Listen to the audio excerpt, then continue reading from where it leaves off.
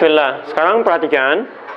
Pertama, jika Anda ingin bertakbir, takbir ini disebut dengan ihram dari hadis Nabi di Abu Daud nomor hadis 618, bahwa kalau sudah Anda ingin mulai sholat dengan bertakbir, maka Anda harus mulai menanggalkan, membuang segala yang tidak terkait dengan sholat. Caranya, kata Nabi, lihat, farafa'a yadayhi hadwa mankibai. Pertama, angkat telapak tangan ini sejajar dengan bahu di sini. Jelas ya? Baik, sesuaikan dengan bahu masing-masing. Yang kedua, ada alternatif. Diangkat ini di hadis riwayat Muslim nomor hadis 391, termasuk di An-Nasai nomor hadis 1101, diangkat sejajar dengan daun telinga. Jadi yang jempol ya, ini bisa sejajar dengan daun telinga di sini. Boleh kemudian ini pun didekatkan, merapat, gak ada masalah. Baik, jadi boleh di sini, boleh di sini. Paham ya? Dan saya cuma menemukan dua ini. Jadi kalau tidak di sini, itu di sini. Tidak ada yang ketiga. Ini menempel boleh, nggak ada masalah. Ini kita sudah telusuri dari hadis yang paling sahih sampai hadis yang paling palsu. Jadi di hadis paling palsu aja nggak ditemukan gerakan yang ketiga. Baik ya. Jadi kalau antum misalnya mengangkat tidak di dua ini, maka saya agak kurang paham gitu. Ya, hadis palsu aja nggak ada. Ya, antum dapat dari mana gitu kan? Baik. Jadi cuma di sini dengan di sini. Paham sampai sini? Baik, silakan perhatikan, lihat kalimatnya. Fakabbir rafa'a yadayhi, angkat. Baik, fokus, buang urusan dunia ke belakang. Jadi kalau Anda sudah mau bertakbir dalam sholat, sudah dunia nggak usah dibawa, buang. Nggak usah bawa. Mau Anda di sini, mau Anda di sini, sudah. Jangan dibawa, pasrahkan kepada Allah, buang urusan dunia ke belakang. Paham di sini? Jadi ketika Anda mengangkat seperti ini bukan gerakan hampa makna. Awas, ini kitabnya agak susah dicarinya ini. Hanya ada di kitab-kitab yang terpisah-pisah. Ada Asrarus Shalah, ada Nazarat fi Ma'anis Shalah. Sebagian diterjemahkan, tapi sebagian belum banyak terjemahannya. Tidak mudah menemukan makna-makna ini. Dan jarang dibahas. Ya, jadi ketika Anda mengangkat, bertakbir, kenapa disebut ihram? Karena ketika Anda mulai mengangkat, Anda membuang segala hal yang tidak terkait dengan sholat. Buang, pasrahkan pada Allah. Paham sampai sini? Baik. Yang jadi masalah, Ustaz, saya pengen buang, tapi dunianya nggak mau dibuang. Ya, jadi begitu saya mau sholat, saya ingin tinggalkan semuanya, saya hilangkan. Tapi dia nggak mau pergi. Apa solusinya? Maka Anda coba support, dorong, motivasi, kuatkan itu semua dengan mengucapkan. Di hadis riwayat Abu Daud, nomor hadis 857. Fayaqulu, maka kuatkan dengan ucapan kita. Allahu Akbar. Allahu Akbar. Maka, ketika Anda mulai mengangkat tangan, kemudian Anda mencoba meninggalkan segala yang tidak terkait dengan sholat, kadang-kadang Anda melakukan itu, maka bantu lisan Anda. Dengan lisan Anda, Anda ucapkan Allahu Akbar.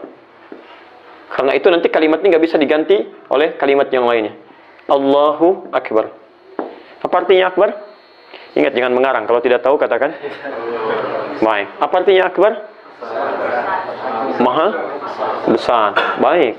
Apa yang dimaksud dengan maha besar di sini? Saya mau tunjukkan dulu sebentar, supaya kita paham betul maksudnya kemana, gitu kan? Lihat sini. Ya, ini akar katanya dari kata kabura, kabir, kabir. Apa artinya kabir? Besar. Masya Allah. Bukan hanya besar ya.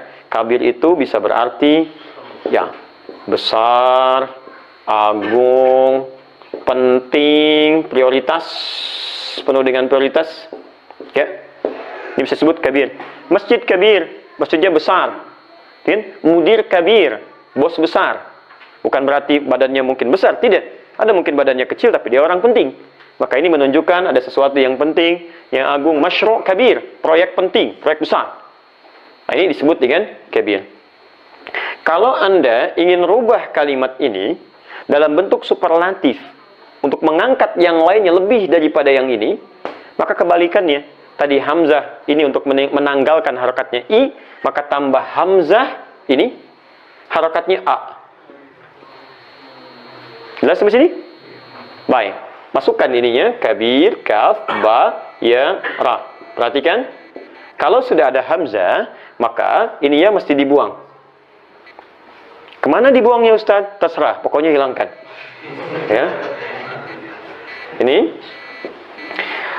rumus seperti biasa. Kalau hamzah atau huruf lain masuk pada satu kalimat, maka ini mesti mati. Kalau untuk menanggalkan harakatnya I, kalau untuk menaikkan bentuk superlatif harakatnya A. Paham? Baik, perhatikan. Karena ini harakat hamzah, kemudian ini mati, ini mustahil ada I. Ya, I itu ketika dia berhadapan dengan huruf ya. Ketika ya-nya dibuang, kembali ke asal harakatnya A, kembali ke A. Ya, maka di sini kalimat yang berubah dari kata kabir menjadi akbar.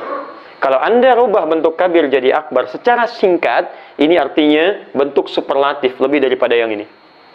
Maka ketika Anda sholat masih ada was-was, ada masukan, ada ini, ada itu yang akan penting sampai Anda mau bawa, maka katakan oleh diri Anda, begitu Anda mengangkat, buang semua itu. Allahu Akbar, cuma Allah yang penting. Proyek nggak penting, segalanya nggak penting, kehidupan nggak penting, bahkan diri kita pun nggak penting di hadapan Allah Subhanahu Wa Taala.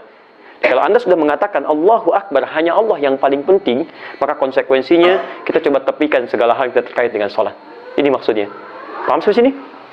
Posisi jemari di At-Tirmidzi disebutkan, perhatikan posisinya ketika Anda mengangkat, maka ini jari tidak dalam posisi menutup begini, tidak juga rapat begini, maaf, tidak renggang begini, tidak rapat, tidak renggang, tapi terulur seperti biasa. Ya, terulur seperti biasa. Jadi diangkat begini dan nggak usah terlalu kaku, biasa aja mas, gitu ya. Jadi nggak begini misalnya, tidak juga begini, tapi biasa saja diangkat seperti ini, standar, terulur seperti biasa. Jelas ya? Hadap ke depan, tidak perlu juga begini. Memang kiblat di bawah, nanti saat ruku atau sujud, tapi saat takbir biasa seperti ini. Paham ya? Yang paling penting, ketika Anda mengangkat, sudah.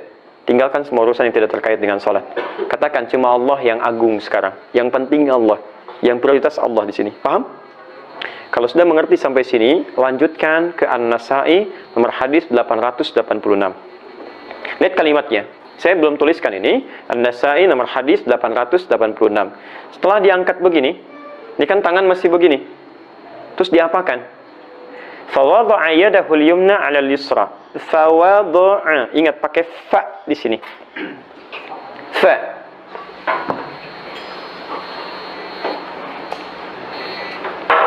Fawadha'a, maka lekas kemudian letakkan fa. Ingat. Saya ingin tunjukkan sebentar ya. Ada huruf yang menunjukkan makna lakukan selanjutnya atau konjungsi huruf sambung.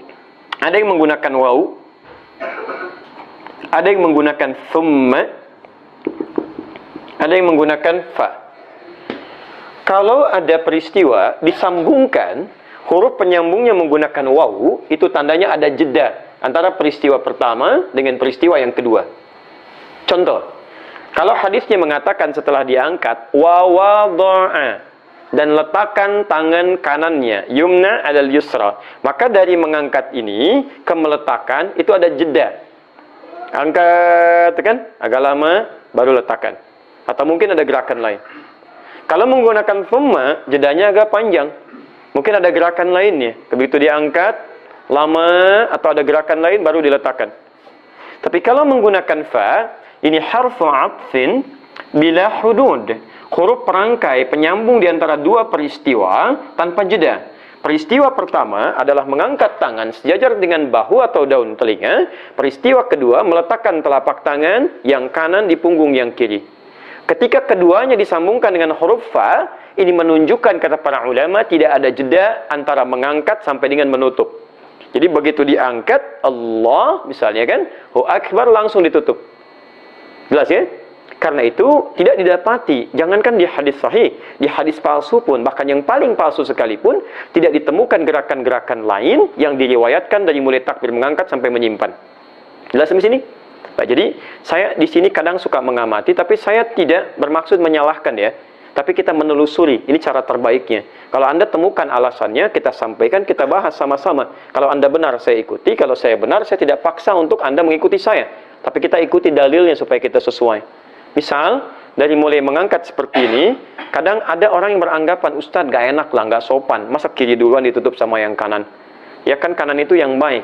Kenapa gak kita dahulukan yang kanan, baru kiri, baru kita tutup? Jadi begitu takbir, kanan masuk duluan, kiri begini, kemudian tutup. Baiknya? Ya, jadi begitu angkat, Allah, begini. Kadang-kadang lebih khusus sedikit, kaki naik dikit gitu kan. Nah ini, sebagian lah ya. Begitu diangkat, ini Ada pasangannya. Nah, ini mohon izin, mohon maaf, saya belum menemukan dalilnya. Jangankan di hadis sahih, di hadis palsu pun nggak ditemukan. Jadi Anda bisa bayangkan, pemalsu hadis pun tidak tertarik memalsukan hadis ini, saking jelasnya gitu. Jadi nggak ada kerjaan.